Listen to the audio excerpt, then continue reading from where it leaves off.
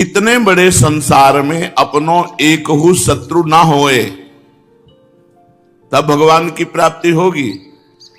एक भी शत्रु नहीं होना चाहिए। किसी से भी थोड़ा भी द्वेष होगा तो भगवत प्राप्ति नहीं होगी। लाला बाबू, उनका चरित्र भी है। वो जब श्री कृष्णदास जी से कहते, गुरुदेव भगवान थे उनके, कि अब विरक्त भेष दे दो, कहते अभी नहीं। एक लंगोटी लगाते, झोली टांग कर मधुकरी मांगते, रात दिन भजन करते लाला बाबू जी। उनके श्याम चंद्रमा जी ठाकुर जी में बहुत महिमा में है। उन्होंने विचार किया कि मेरे में कौन सी कमी है जो गुरुदेव मुझे विरक्त भेष नहीं दे रहे। सर्वस्व धन का त्याग, सब भोगों का त्याग, कौपीनवंता खलु भाग्यवंता, एक लंगोटी लगाए हुए मधुकरी से जीवन यापन, वो उनको त्रुटि नहीं दिखाई देती। और जब कहते तब कहते अभी नहीं, अभी तुम योग्य नहीं हुए हो विरक्त भेष के। तो उनके दिमाग में आया कि रंगनाथ जी के सेठ से उनकी लाग डांट चलती थी, द्वेष था रंगनाथ जी के सेठ से। तो उन्होंने विचार किया कि शायद सृष्टि में और किसी से हमारा द्वेष नहीं, रंगनाथ जी के सेठ से, शायद यही हमारी विरक्ति में बाधा पड़ रहा हो। तो रोज सुबह रंगनाथ जी में भिखारियों को कुछ पदार्थ बांटे जाते थे। उसी पंक्ति में लाला बाबू जी लग गए जाके। सेवकों ने देखा रंगनाथ जी के सेठ वृंदावन में थे, उनसे प्रार्थना की कि लाला बाबू लाइन पे लगे हुए हैं जहां भिखारियों की। अरे उनका वो भिखारियों की लाइन में क्यों लगे हुए हैं, वो तो बड़े महापुरुष हैं। तो हाथ में थाल और थाल में रत्न आदि लेकर के आए और कहा, बाबूजी आप भिक्षा की पंक्ति में क्यों खड़े हैं, आपका तो स्वागत है। तो उनका नहीं, मैं भिक्षुक हूं, मुझे एक मुट्ठी चावल केवल जैसे सबको बांट रहे वैसे मुझे दे दो। वो गले लगा लिए, बोले मैं आपका भिखारी हूं, मुझे केवल भिक्षा चाहिए। रंगनाथ जी के सेठ ने गले लगा लिया, राग द्वेष खत्म हो गया। वहां से लौट रहे थे तो रास्ते में मिले गुरुजी और उनका, लाला बाबू आज तुम्हें विरक्त भेष दे देंगे। एक भी व्यक्ति से यदि द्वेष है तो भगवत प्राप्ति के मार्ग में बाधा है। इसलिए पंडित गया प्रसाद जी महाराज कह रहे हैं, बाबा गिरिराज वाले, इतने बड़े संसार में अपनों एक हु शत्रु न बन पावे। सेवक जी महाराज लिखते हैं, हरिवंश नाम लीन जे अजात शत्रु ते सदा, प्रपंच दंभ आदि दय तहां कछु न पेखे। जो श्री हरिवंश श्री हरिवंश श्री हरिवंश ऐसा नाम रटता है तो इस नाम के प्रभाव से संसार में उसका कोई एक भी शत्रु नहीं होता। अजात शत्रु से ही कहते हैं पूरी सृष्टि में एक भी कोई दुश्मन न हो, एक भी कोई द्वेष का पात्र न हो, तभी वो सर्वात्मा भगवान को प्राप्त कर पाता है। तो इतने बड़े संसार में अपनों एक हु शत्रु न बने और न काहू सो आसक्ति रहे। किसी से ज्यादा आसक्ति ना हो जाए, ना किसी से बैर और ना किसी से मित्रता, सम अवस्था, सबके प्रति समान भगवत भाव। ना काहू सो आसक्ति और ना काहू सो विरोध।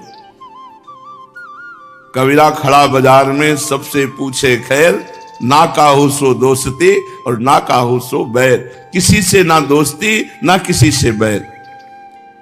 एक ही ईश्वर की संतान होए वे सो, सब ही अपने बंधु ही हैं, क्योंकि मित्रस्य दृष्टया समीक्षा महे। वेद भगवान आज्ञा करते हैं कि सबके प्रति मैत्री भाव रखो पर कहीं आसक्ति ना होने पावे। भगवान ने भी कहा, अद्वेष्टा सर्वभूतानां मैत्रः करुणयोच, लेकिन निर्ममो, मित्रता हो पर ममता ना हो, मित्रता हो पर आसक्ति ना हो। ये बड़ी कला है, अध्यात्म ही इसमें पुष्टता देता है कि हमारी आपसे मित्रता है पर ममता नहीं, आसक्ति नहीं है। मित्रस्य दृष्टया समीक्षा महे।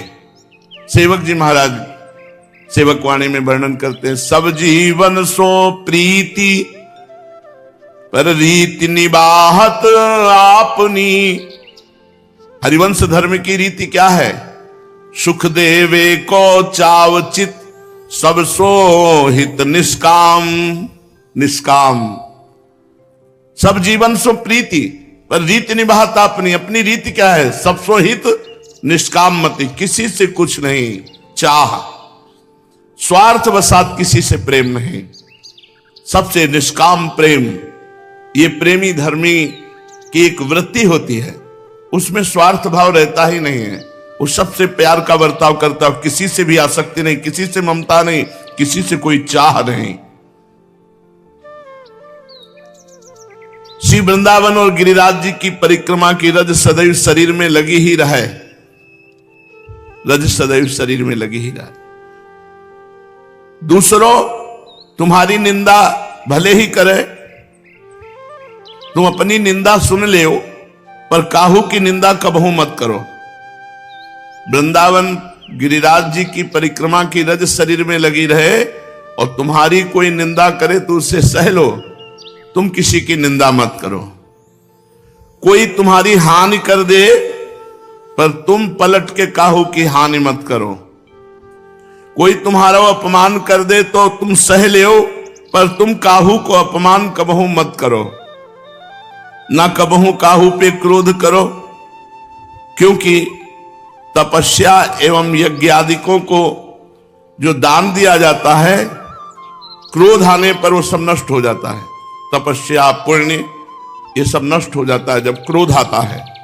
इसीलिए काम क्रोध लोभ को नरक का द्वार बताया गया है। त्रिविधम नरकस्येदम द्वारम नाशनमात्मनः कामः क्रोधा तथा लोभः तस्मादेत्ययं त्यजेत। काम क्रोध मद लोभ सब नाथ नरक के पंथ, सब परिहर रघुवीर हैं भजो भजय जय संत। भजन कब होता है? जैसे संत जन भजन करते, जब काम क्रोध मद लोभ का त्याग कर दिया जाए, क्योंकि ये सीधे नरक के द्वार है। कामः क्रोधा तथा लोभा तस्मादेत्ययं त्यजेत, इन तीनों का त्याग कर दे, भगवान कह रहे गीता जी में। इसलिए कभी भी क्रोध नहीं करना चाहिए। शास्त्र में लिखा है तपते यज्ञते चैव यच्च दानम प्रयच्छति क्रोधस्तु सर्वहरति तस्मात् क्रोधम विवर्जयत। जो भी तपस्या है, जो भी पुण्य है, जो भी साधना है, जब हम किसी पर क्रोध करते हैं तो हमारी साधना नष्ट हो जाती है। हमारा साधन से किया हुआ तप पुण्य ये क्षीण हो जाता है। तपते यज्ञते चैव यच्च दानम प्रयच्छति क्रोधस्तु सर्वम हरति तस्मात् क्रोधम विवर्जयेत। जो तपस्या यज्ञ दान पुण्य आदि है वो सब नष्ट हो जाता है क्रोध करने से। जिनकी नाक में गुस्सा, उनके पास क्या रह गया? नरक का रास्ता। क्रोध करना कोई अच्छी बात नहीं है, अपने पुण्यों का नाश करना है, इसलिए क्रोध मत करो। जब कभी क्रोध हृदय में आ जाए तो मौन धारण करके वहां से हट जाओ जिसके प्रति क्रोध आ रहा है। सहनशीलता सो तप बढ़े है। जो जितना सहन करता है मान अपमान निंदा स्तुति, वो उतना ही तपस्वी महान तपस्वी होता है। देखो व्यर्थ चिंतन ना होने पावे, कबहू काल वृथा नहीं जाए। सेवक जी महाराज कह रहे हैं कभी काल माने समय व्यर्थ नहीं जाना चाहिए, व्यर्थ के चिंतन में नहीं जाना चाहिए। चिंतन तो होगा ही, यदि भगवत चिंतन नहीं करोगे तो विषय चिंतन होगा। विषय चिंतन करोगे तो व्यर्थ चिंतन है, वो व्यर्थ चिंतन तुम्हारे जीवन को व्यर्थ कर देगा। भगवान के संबंध में ही बोलनो, भगवान के संबंध में ही सुननो तथा भगवान के संबंध में ही चिंतन करनो। श्री गीता जी भगवान की वाणी है। स्वयं भगवान कहते हैं मय्येव मन आधत्स्व मयि बुद्धिम निवेशय निवशिष्यसि मय्येव अत ऊर्ध्वं न संशया। मेरे में मन लगा दो, मेरे में बुद्धि लगा दो, तुम मेरे में ही निवास करोगे, इसमें कोई संशय नहीं। अर्थात आप भगवान में वास करेंगे। हम अपने मार्ग में ठीक चल रहे हैं, यह तब समझनो जब अपनो स्वभाव दिन व दिन सरल बनतो जाए, भजन में बनतो जाए, तो जानो तुम्हारा मार्ग ठीक है। स्वभाव सरल मृदु सरस भजन में जीवन, तो आपकी अध्यात्म में उन्नति हो रही है। अति उत्तम स्वभाव बने। एक वाक्य मिले कि हैं जितनी बातें दुनिया की, सब भूल गए कछु याद नहीं। ऐसा स्वभाव, ऐसा भजन में रति कि हैं जितनी बातें दुनिया की, सब भूल गए कछु याद नहीं। अब एकमात्र प्रिया प्रीतम, अपने में दुर्गुण को बढ़ावा देनो पशुता है। गंदी बातें करने का उत्साह रखना पशुता है। एवं अपने में सद्गुण बढ़ानो, दिव्यता लानो। या समय भले ही कोई युग बरत रहे होए, मान लो कलयुग है, आप बुराई से बच रहे, नाम जप कर रहे, भगवान का गुणगान कर रहे हैं, लीला चरित्र सुन रहे हैं, तो सतयुग में ही हो तुम, कलयुग में नहीं हो। नाम जप कर रहे, भगवान के गुण चरित्र सुन रहे, बुराई से बच रहे हैं, तो आप कलयुग में नहीं हो, आप सतयुग में हो। श्री भगवान को कहवे को आश्रय है कि मन को काम ही है संकल्प बनानो।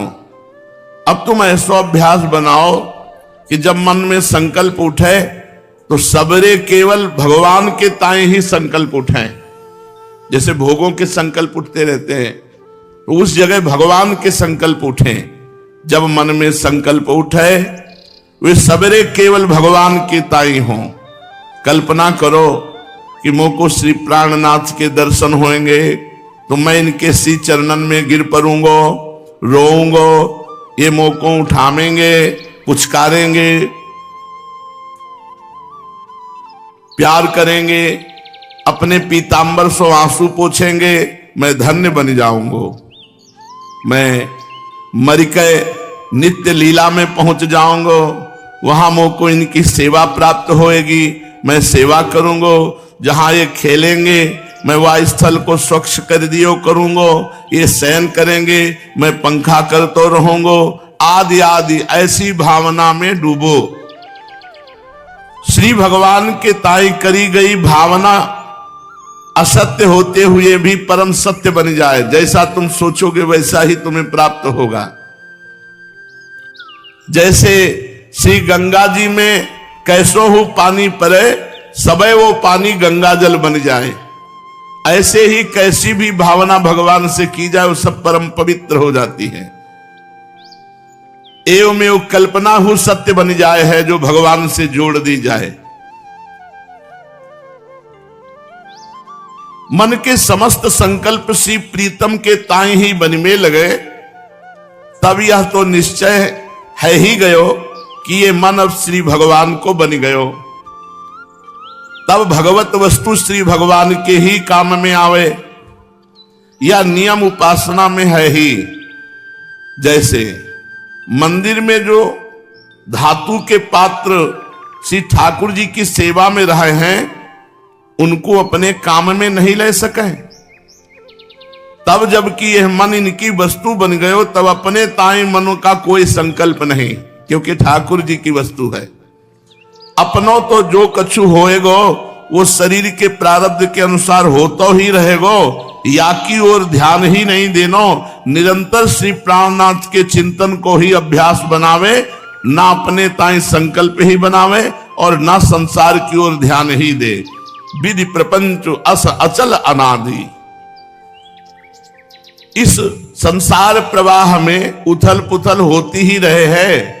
हाँ, हमें तो ये देखना है कि संसार की उथल पुथल में अपने प्राणनाथ को भूल तो नहीं रहे हैं, अपने जीवन धन को कहीं भूल तो नहीं रहे। संसार की घटनाओं में अपने सबरे संकल्प इनके ताई, शरीर की सबरी चेष्टाएं इनके ताई, खान पान शयन तथा समस्त व्यवहार केवल अपने प्राणनाथ के ताई ही होए। जैसे पतिव्रता को जीवन केवल अपने पति के ताए ही रहा है, अपने समस्त क्रियाकलापन को हूं केवल अपने श्री प्राणनाथ के ताए ही होए। यहां तक कि जीनो ही इनके ताए और मरनो ही इनके ताए। शरीर में, इंद्रियन में, मन में केवल इनको ही, इनको अखंड साम्राज्य होए। अब बची बुद्धि। बुद्धि को श्री कृष्ण में लगाए देनो। कैसे? बुद्धि को काम है निर्णय करनो। ये करनो आवश्यक है, यह अति आवश्यक है और यह अनावश्यक है। ये सब निर्णय बुद्धि करती है, ये बुद्धि का काम है। तब बुद्धि सोहु काम ले भगवान के ताई। बार बार बुद्धि यही निर्णय करे कि हमें चाहिए केवल एक भगवान, हमें भगवान चाहिए, हमें भगवान चाहिए, संसार नहीं, हमें भोग नहीं चाहिए, हमें श्यामा श्याम चाहिए। ये मेरे, मैं इनको, ये निर्णय करो बुद्धि से। बार बार बार बार यही पाठ को फेरो, मैं इनको, ये मेरे, मुझे भगवान चाहिए, संसार नहीं। और कोई लौकिक कामना ना बनन पावे।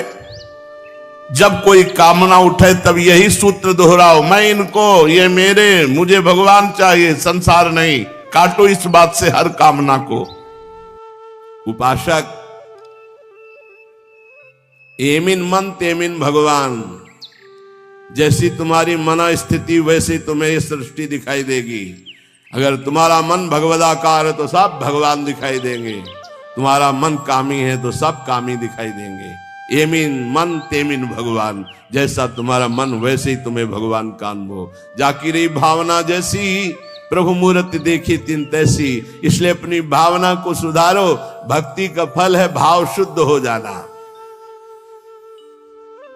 निद्रा, तंद्रा, आलस्य, विक्षेप, संशय, ये जिसके जीवन में अधिकायत है उसका सर्वनाश निश्चित हो जाता है साधना का। नींद पर काबू पाओ, निद्रा के अधीन मत हो। ये बहुत बड़ी शत्रु है, ये भजन का नाश करने वाली है। इसको मत ये सोचो कि अभी तो नई अवस्था है, नहीं, इसी अवस्था में इसको काबू पालो, नहीं तो कुछ नहीं होता। जहां देखो, हम देखा है भयो वृद्ध जनों को, जिनको कहा जाता है कि अब भजन की अवस्था है, वहां देखा है बैठे बैठे बात करते करते, जब देखो तब ऐसे मुंह बगाड़ दिए, लाल टपक रही, जब देखो, देखा हमने। क्योंकि हृदय मलिन है तो तमोगुण का ही राज्य रहेगा, सतोगुण थोड़ी आ जाएगा। यौवन अवस्था में निद्रा को शासन में ले ले, ए विजयी, विजयी, यह अभ्यास विजयी कर देता है। निद्रा, तंद्रा, ना नींद है ना जागृत अवस्था है, वो बेसुध अवस्था सी रहती है। आलस्य, किसी भी सत्कार्य के लिए अंदर उत्साह न रहना। विक्षेप, बार बार भोगों का आकर्षण होना। संशय, ये बातें बिल्कुल साधक के जीवन में नहीं होनी। पक्की बात समझ लो, भगवान को प्राप्त करना कठिन नहीं है, संसार का राग त्यागना कठिन है। और वो सत्संग शुरू है, भगवान ने सत्संग दे दिया है, ये रोज काट रहा है तुम्हारे संसार राग को, पक्का मानना। निद्रा, तंद्रा, आलस्य, विक्षेप, संशय, ये जीवन में साधक के नहीं होने चाहिए।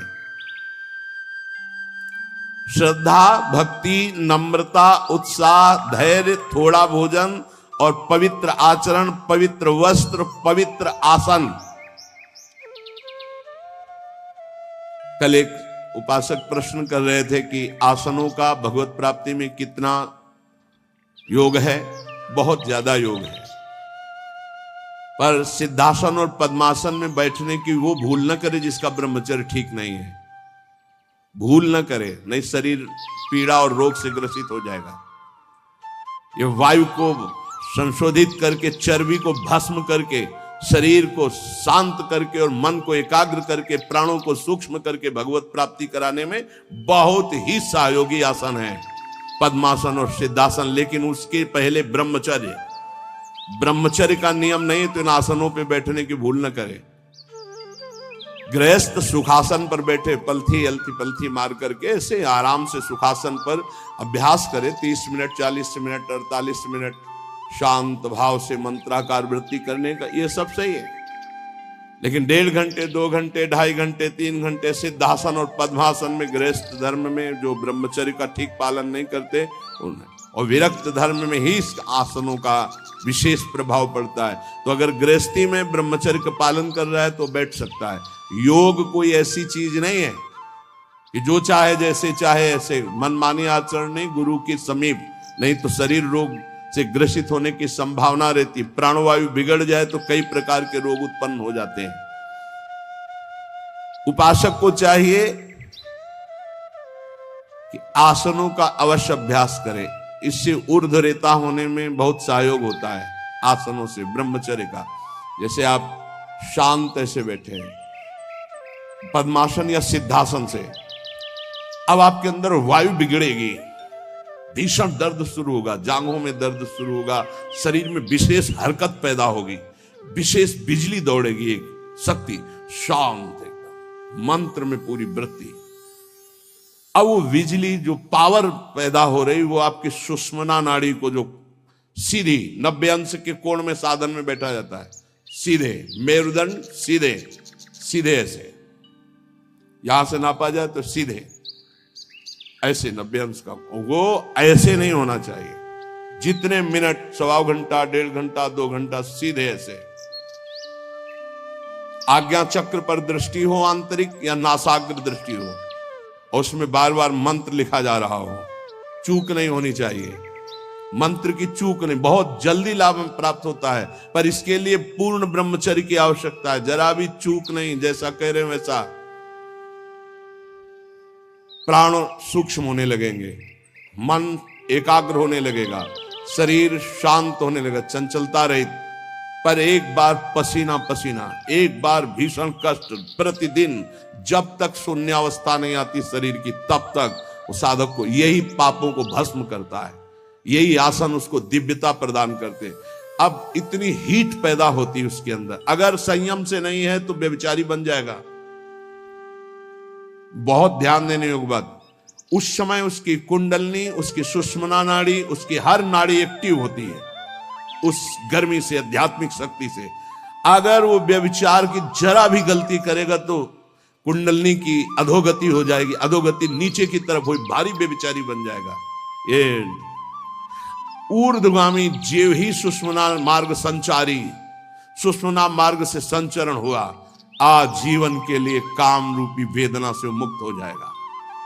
जे ही वो ऊर्ध्वरेता ब्रह्मचारी हुआ, संकल्प ही खत्म काम का, नष्ट हो जाएगा। एक ऐसी परमानंदमय स्थिति योगी की, वही सब बिना कुछ किए ये स्वाभाविक हो जाएगा यदि नाम जब श्वास प्रश्वास से किया जाए। ध्यान रखना, एक इतना कठोर और एक इतना सहज, श्वास प्रश्वास पर ध्यान है, हर समय नाम चल रहा है, वो सब बड़े शीतल प्रकृति से जागृत कर देगा। कुंडली जागृत हो जाएगी, सुषुम्ना मार्ग संचारी संचरण होने लगेगा। नाम जप में सब सामर्थ्य विराजमान है। ये केवल प्रवचन की बात नहीं कर रहा, अनुभव की बात कह रहा हूं। पूरे शरीर को झकझोर के रख देती जिस समय कुंडली जागृत होती, यौगिक क्रियाओं के द्वारा। और नाम के द्वारा जब जागृत होती तो पता ही नहीं चलता कब जागृत हो गई, ये ध्यान रखो। वही नाम से ऐसे सहज में जागृत हो जाती कि उसको पता भी नहीं चलता कि हमारे अंदर कुंडली जागृत हो गई क्या, सुषुम्ना मार्ग खुल गया है क्या।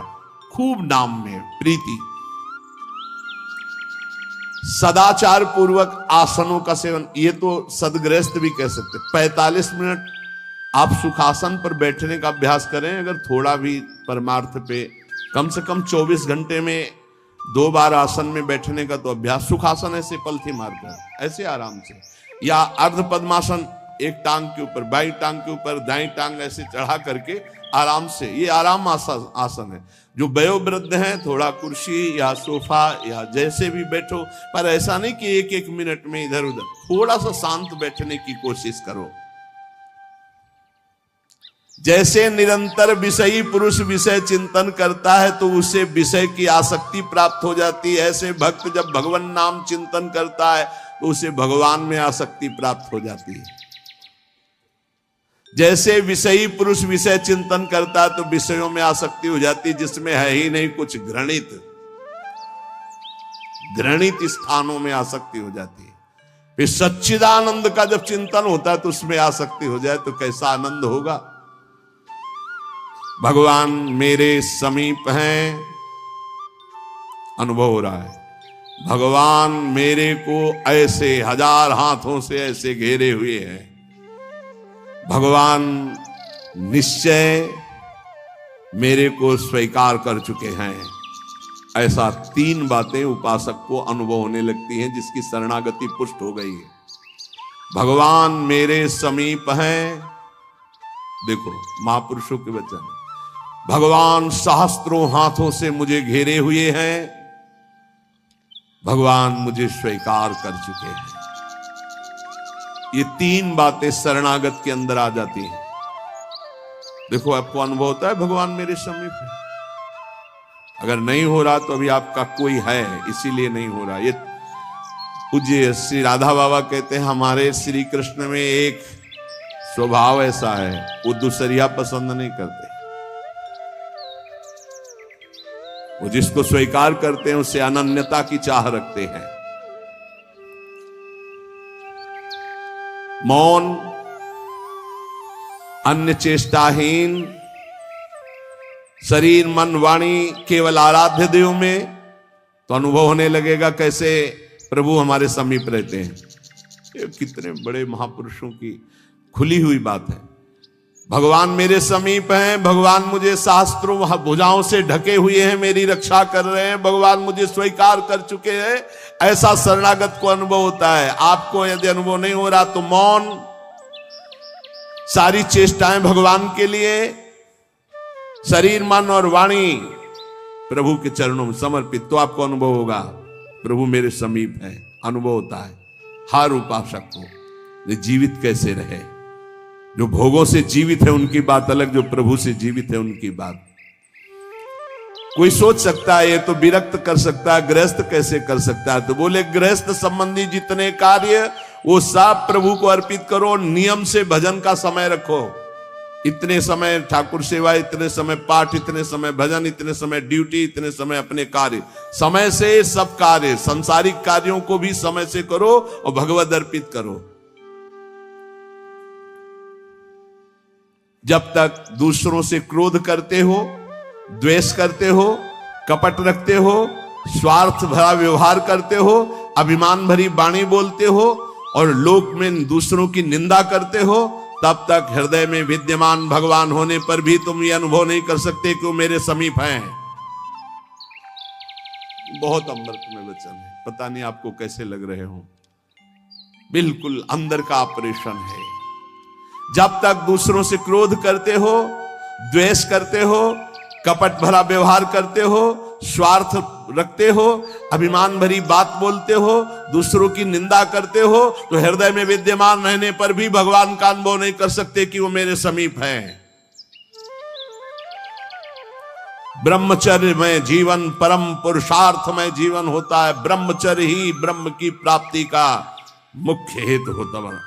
ये मुख्य हेतु होता है। मान लो जिसके त्यागने में इतना सुख है, उसको रोकने में कितना सुख होगा। मान लो ये डॉक्टरों की ये बात हमारी समझ में नहीं आती जो ये कहते हैं कि ऐसा करना ठीक है। हमको उन लोगों की बात समझ में नहीं आती जो कहते हैं सर्वनाश का खेल खेलो और तुम स्वस्थ रहोगे। भगवान ऐसों की बुद्धि को बचाएं जो प्रमाण देना चाहिए कि हमारी नई पीढ़ी, हमारी नई समाज कैसे संयम में रहकर ऊपर उठती है। कोई भी घड़े में छेद कर दो भर जाए, ऐसा कैसे हो सकता है? चलनी में गैया दुहे, दोष दैव को दे, हरि गुरु कहो न माने। कैसा कलयुग बढ़ गया है कि प्रमाण दिया जाता है सीरियल नौटंकी नाटकों से और डॉक्टरों से। कैसी बुद्धि भ्रष्ट हो गई है उपदेश देने वालों की। धर्म शास्त्रों की अवहेलना करके ऐसे उपदेश देने वालों को नरकी गति प्राप्त होगी, कोई भी हो। क्यों? क्योंकि वो जब ऐसा उपदेश कर रहा है तो स्वयं उसकी ऐसी धारणा है। और व्यभिचारी की गति कभी शुभ नहीं हो सकती। व्यसनी धन शुभ गति व्यभिचारी कभी नहीं हो सकती। शास्त्र मर्यादा का नाश करने वाले ऐसे लोग प्रमाण देते हैं नाटकों, नौटंकी और फिल्मों का कि ऐसा करना उस फिल्म में कहा गया, ऐसा करना उस डॉक्टर क्या है? शरीर संबंधी अंगों का ज्ञान रखने वाला है, ना कि वो परमार्थ विजयी योद्धा है। वो काम क्रोध लोभ मोह मद इनका ऑपरेशन करना जानता है क्या? इतना चाहे जितना तुम डिग्री ले लो, इस शरीर का तुम ज्ञान रख सकते हो, लेकिन मन का और बुद्धि का और परमात्मा तत्व का ज्ञान प्राप्त करने वाले महापुरुषों की, ब्रह्म ऋषियों की वाणियों का खंडन करने का अधिकार नहीं है। उन्हीं की बात से हमारा परमार्थ शुद्ध होता है। शरीर में जितनी पावर शक्तियां हैं वो सबका अंतिम रूप वीर्य है। सबका अंतिम रूप, सप्तम धातु का अंतिम रूप बनता है जाकर वीर्य। और उस पावर का नाश करने वाला कभी स्वस्थ रह सकता है? कैसी बुद्धि है, कैसा उपदेश है। यहां कह रहे हैं कि परमार्थ की शुरुआत ही ब्रह्मचर्य से होती है। इसलिए चाहे गृहस्थ हो चाहे विरक्त, गृहस्थ तो संयम से संतानोत्पत्ति के लिए भगवत प्रणाम करके, भगवत आराधना करके, दिशाओं को नमस्कार करके, तिथि और समय की योग्यता देख करके संतानोत्पत्ति के लिए भगवत पूजा भाव रखकर वो संयोग किया जाता है, सहवास किया जाता है। और भगवान की प्राप्ति के मार्ग में चलने के लिए इसका संचय किया जाता है। ब्रह्मचर्य परम जीवन, परम पुरुषार्थ ब्रह्ममय है। 10,000 वर्ष तक ब्रह्मचर्य रह करके कश्यप जी ने जब संतानोत्पत्ति का संकल्प किया तो विनता जी से भगवान गरुण जी का प्रादुर्भाव हुआ। भगवान अरुण जी का, जो सूर्य के सारथी और जो हरि के वाहन गरुण जी, अरुण जी। फिर 1000 वर्ष तक रहकर भगवान वासुकी, भगवान शेष, अनंत फणधारी, इनका जब जब वो सहवास करते तो हजारों वर्ष ब्रह्मचर्य रह के तो बलिष्ठ देवता, बलिष्ठ दैत्य सब उन्हीं से प्रकाशित हुए, कश्यप जी से। ब्रह्मचर्य पूर्वक जीवन कई वर्ष व्यतीत करके नाम जप करते हुए फिर संतान, तो चाहे बालिका हो चाहे बालक, वो जगत मंगल करने वाला हो, पशुओं जैसे आचरण से नहीं। ब्रह्मचर्य जिसका ठीक है वही, चाहे गृहस्थ हो चाहे विरक्त, वही परमार्थ पर विजयी हुआ है आज तक। सद्भाषण, सद्विचार, सद्भावना, न्याय निष्ठा, आडंबर पाखंड का त्याग, वही जाकर के धर्मात्मा महात्मा बनता है। इसलिए भक्त को चाहिए कि ब्रह्मचर्य पर विशेष ध्यान दे और रात्रि के सोने के समय ज्यादा सावधान रहे। उस समय वेदना काम की जरूर जागृत होती है, उस समय जरूर ध्यानस्थ रहे, कीर्तन परायण रहे, नाम जप करते हुए शयन करे और शेष भाग रात्रि का भजन में व्यतीत करे। मध्य भाग शयन के लिए, शेष भाग प्रारंभ भजन और उठने के समय भजन। अब आप लोगों की तो दिनचर्या ऐसा है कि अर्धरात्रि से शुरू हो जाती, शेष भाग आने ही नहीं पा। ये जो ब्रह्म मुहूर्त समय कहा जा रहा है, इस समय तो सत्संग हो रहा है आपका। कितना सौभाग्य है कि आप उठना चाहो या ना उठना चाहो, आपकी दिनचर्या ऐसी कि आपको अगर 2:30-3 बजे नहीं उठोगे तो आप अपनी दिनचर्या नहीं कर पाओगे। कितना सौभाग्य कि श्री जी ने ऐसे हमको विवश करके साधन में लगा दिया है। विवश ना चाहे तो भी उपस्थित होना पड़ेगा। जो जबान का खूब लोभी है, भोजन का स्वाद लेने वाला, वो तमोगुणी स्वभाव का हो जाता है। वो कभी जनेंद्री पर विजय प्राप्त नहीं कर सकता, कभी ब्रह्मचारी नहीं हो सकता। लेकिन ये बात जितेंद्रीय महापुरुषों में परीक्षा नहीं की जा सकती। संध्या के समय भोजन करने से भजन में अरुचि पैदा हो जाती, इसलिए संध्या के समय कभी भोजन न करें। भोजन के समय नाम जप जरूर करें, क्योंकि एक एक कवल में जितना बार नाम जप करोगे शरीर में रस जाएगा, वो रस आपको भजन में बढ़ाएगा। टीवी चला के भोजन न पावे, क्योंकि टीवी का दृश्य देख के चिंतन करते हुए भोजन पाओगे तो टीवी में चल रहा है वही तुम्हारे चिंतन में चलेगा, तुम्हें परमार्थ से रहित कर देगा। अगर बहुते कुछ देखने सुनने की आदत है तो उस समय संतों के पावन चरित्रों की चर्चा सुनो, कोई कथा चलाओ, कथा सुनते हुए भोजन पाओ। अगर एकाग्रता पूर्वक भजन करने की रुचि नहीं जागृत हुई तो सत्संग सुनो, संतों के चरित्र सुनो, बड़ा प्रभाव पड़ता है। संतों की छवियां सामने रखनी चाहिए जहां भोजन पाने का हो, कुछ सदुपदेश सामने रखने चाहिए। अपने यहां तो बड़ा मंगलमय है, राधा राधा ऐसा नाम चलता रहता है।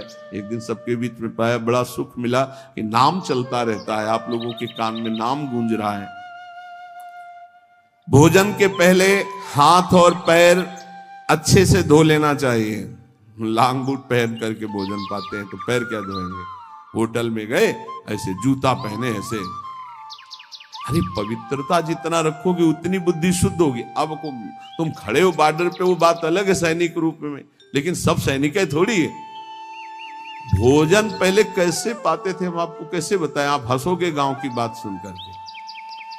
जब भोजन पाने जाते थे तो ऊपर के वस्त्र उतार दिए जाते थे।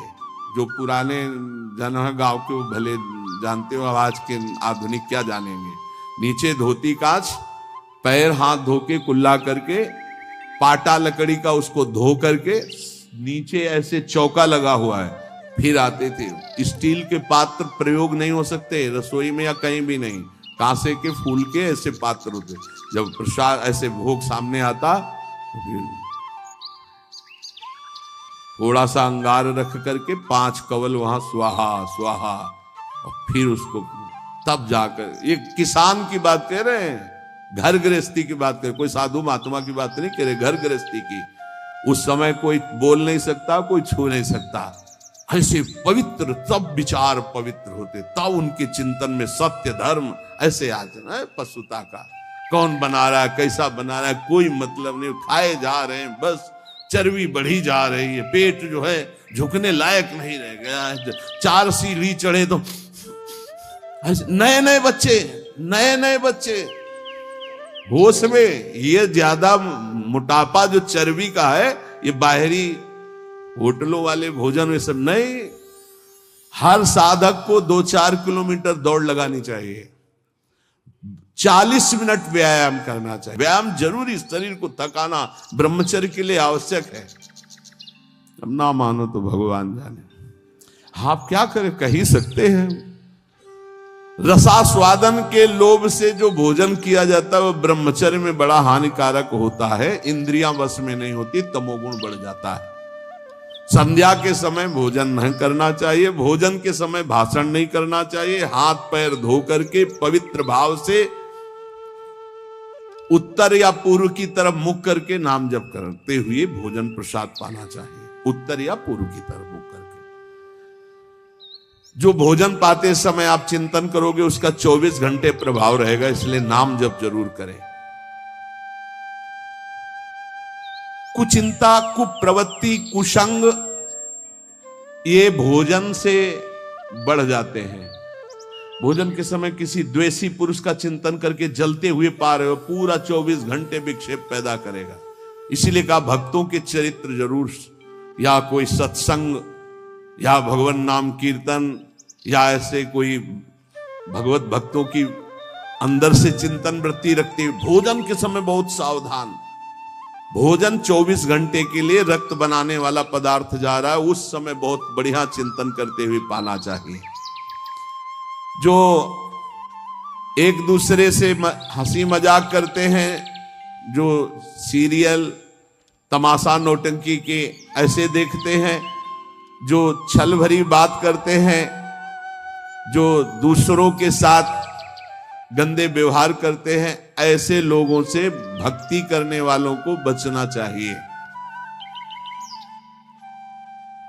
दूसरों की चर्चा करना भक्ति मार्ग में बहुत ही हानिकारक है, पर चर्चा किसी की नहीं होनी चाहिए, नहीं तो निंदा जरूर हो जाती है। जो हर समय नाम जप करते हैं उनके शरीर में परमाणु नामाकार पैदा होने लगते हैं शरीर से। ऐसे जनों के साथ बैठना, संभाषण करना, उनके साथ भोजन पाना, या उनकी चरण रज या उनका उच्छिष्ट या उनका कुछ दिया हुआ पदार्थ मिले तो नाम जप में बड़ी रुचि बढ़ती है। जो शांत रहता है, वाद विवाद नहीं करता है, भगवत चिंतन परायण है, उसे ही शांताकार पुरुष कहते हैं। शांताकार, शांत रस, वहीं से। जो तीर्थों में भ्रमण करता है उसकी चित्त वृत्ति बहुत जल्दी शुद्ध होती है, पर कुभावना और पाप आचरण का त्याग करके तीर्थ भ्रमण। ये बात तुम्हारे मन में कभी नहीं आनी चाहिए कि मैं दुर्बल हूं, मैं गृहस्थ हूं, ये नहीं आनी चाहिए।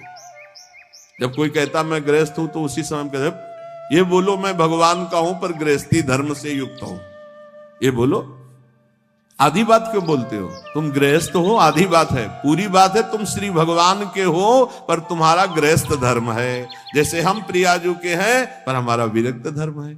आप प्रियाजू के हो, आपका गृहस्थ धर्म है। दोनों अपने अपने धर्म का पालन करके प्रियाजू को प्राप्त होंगे। मैं बहुत नीच हूं, दुर्बल हूं, अपवित्र हूं, ये सब बातें केवल बोलने की बात है। अंदर से ये बात रहती, मैं प्रियाजू को हूं, जैसा भी हूं प्रियाजू का हूं। ज्यादा इनका प्रभाव न पड़ने पावे अंदर, नहीं तो फिर निरुत्साहित हो जाओगे। नहीं, जैसा भी हूं प्रियाजू का हो। ये मन की दुर्बलता भजन से हटती है। धैर्य एवं उत्साह बढ़ने लगता है जिसका नाम जब चलता है। भक्त वही जो केवल गुरुदेव वाक्य और भगवत वाक्य पर विश्वास रखता है, अन्य नहीं। गुरुदेव के वचन और भगवान के वचन बस। ये काम क्रोध की तरंगे मन में उठती हैं, चिंता मत करो, नाम जप करो, गुरुदेव के वाक्य पर विश्वास रखो, शांत हो जाएंगी। देखो, तुम्हें मैं बड़े अनुभव की बात बताता हूं। मैंने अपने प्रभु के नाम से जो प्राप्त किया वो हमको और किसी साधन से नहीं मिला। मैं इस समय मस्त हो रहा हूं। महात्मा श्री हरनाथ ठाकुर जी नाम के एक बहुत बड़े संत हुए। मैं तुम्हें अपने जीवन के अनुभव की बात बताता हूं। मैं इस समय बहुत मस्त हो रहा हूं नाम जप के द्वारा। कभी भी मैंने सूचि और असुचि का विचार नहीं आने दिया। सूचि माने होता है पवित्रता, असुचि माने होता अपवित्रता। कि अपवित्र हूं कि पवित्र हूं इसका विचार नहीं आने दिया। हर समय नाम जप चलता रहा है। तुम्हें सच्ची बतावें, यहां ना कुछ पवित्र है ना अपवित्र है। देखो कैसा मन का नाटक है। ऊपर से नहा लिया, हम समझ रहे पवित्र है, और यही मल भरा हुआ है। यही एक बस चावल भर चमड़ी का ढक्कन है ढका हुआ, नहीं तो यहां मलाशय मूत्राशय सब यही है। भला क्या पवित्र हो गया? ऊपर से पानी डाल, रेशम के थैले में बिष्ठा भर लो और ऊपर से उसको नहा दो तो पवित्र हो जाएगा क्या? अगर तुम्हें पता है कि इसमें बिष्ठा भरा है, छुओगे उसे और इसमें भरा है। कितना है इस शरीर से प्यार करते हो? है क्या ये थैला है और कुछ नहीं है। यहां भगवान बैठे, यहां भगवान बैठे, और यही पूरा है। नीचे सब नरक कुंड भरा हुआ है। भगवान से हमारा कोई संबंध है जिनकी हम खोज कर रहे हैं, कभी स्त्री में, कभी पुत्र में, कभी परिवार में, कभी मित्र में। हम उन्हीं की खोज कर, उसी प्यारे से प्यार करना चाहते, पर समझ नहीं पाते इन शरीरों की आड़ में वो बैठा है, शरीरों से प्यार कर बैठते हैं, और वो जो बैठा है उससे कोई मतलब नहीं रह जाता। इसलिए हर बार खाली हाथ हो जाते हैं। इस बार गुरु कृपा से पता चला कि शरीरों से नहीं, शरीरों के अंदर बैठे हुए परमात्मा से प्यार करना है। देखो, बहुत बड़े महापुरुष के अनुभव हैं। सर्वदा मैंने अपने इष्ट का नाम जप किया है, उससे मैं मस्त हो गया। भला कौन अपने अनुभव ऐसे बताता है? संत ही कृपा करके बताते हैं। कभी भी मैंने सूची असुचि का विचार नहीं किया, क्योंकि ये कभी पवित्र हो ही नहीं सकता। और दूसरी बात, मैं कभी अपवित्र हो ही नहीं सकता। दूसरी बात स्वरूप में है, और पहली बात शरीर में है। ये कभी पवित्र हो ही नहीं सकता, और मैं कभी अपवित्र हो नहीं सकता। ईश्वर अंश, जीव अविनाशी, चेतन, अमल, मल रहित, ये मल युक्त, जड़, मलयुक्त, विनाशी, परिवर्तनशील। ये कभी पवित्र नहीं हो सकता, मैं कभी अपवित्र नहीं हो सकता। इसलिए चिंता की बात नहीं, हर समय राधा राधा राधा राधा। मैंने इस नाम से वो सुचितम स्थिति प्राप्त कर ली है। सुचितम माने परम पवित्र स्थिति, जिसको मैं वाणी से नहीं बता सकता। मैं इस नाम से एक स्थिति प्राप्त की है जो शयन में, स्वप्न में और जागृत में मुझे हर समय डुबोए रहती है। पकड़ना, महापुरुषों की बात पकड़ना। ये राधा नाम ही नहीं है, ये महामहिम परा मंत्र है, परा विद्या है। ये नाम ही तंत्र का सार है, ये नाम ही मंत्र का सार है, ये नाम ही ईश्वर श्री कृष्ण का सार है। राधा नाम वेद मंत्र और यंत्र तंत्र में सब सार को सार, ताते श्री सुख प्रगट कियो नहीं, जान सार को सार। परम धन राधा नाम आधार। इस राधा नाम से बढ़कर के और कुछ भी नहीं है। श्री कृष्ण भी इसी नाम का जप करते हैं और श्री कृष्ण ही इनको गुरु मानते हैं। किनको? जिनका नाम राधा है। पी को नाचन सिखवत प्यारी। कई ऐसी स्वामी हरिदास जी महाराज ने पद लिखे, कई ऐसे महापुरुष। 16 चौको 64, 4 गुना परम प्रवीण प्यारी जो लालजू से। 16 कला श्री लालजू तो 64 कला परम प्रवीण श्री प्यारी जो। इस नाम के उच्चारण से भवरोग निवारण हो जाए तो साधारण बात है। दैहिक व्याधियों की तो पूछना ही क्या है। कोई भी चिंता तुम्हारा स्पर्श नहीं कर सकती, कोई भी बाधा स्पर्श नहीं कर सकती जिसकी जिह्वा पे राधा नाम है। मेरी बात मान जाओ, नामोच्चारण करो, सारा संसार तुम्हारा ही हो जाएगा।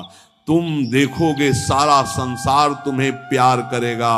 तुम चिदानंद रस में मगन रहोगे, निरानंद की छाया भी नहीं छू सकती तुम्हें। आदि भौतिक, आदि दैविक, आध्यात्मिक कोई भी भय नहीं रहेगा। सभी भयभीत होकर भाग खड़े होंगे। सदा के लिए तुम निर्भय और निश्चिंत हो जाओगे। इसलिए मेरी बात मान लो, नाम लो। नाम जीव का एकमात्र कर्तव्य उद्देश्य नाम। नाम भूल जाने पर इंद्र का इंद्रत्व भी नरक के समान लगने लगेगा यदि नाम जप करोगे तो। क्या है इंद्र के इंद्रत्व में? एक भारी स्वप्न है, अच्छा बस, जगो तो कुछ नहीं।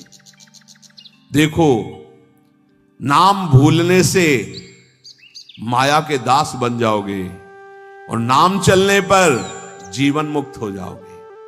बड़ी बढ़िया बात है। जितने क्षण जियो केवल नाम में जियो। नाम में नाम लेकर जितने सेकंड तुम्हारी श्वासें सार्थक कर लो, तुम भगवत प्राप्त हो जाओगे। नाम को भूल जाने पर ब्रह्मत्व और शिवत्व भी कुछ नहीं है। सुख दुख क्षण स्थायी है।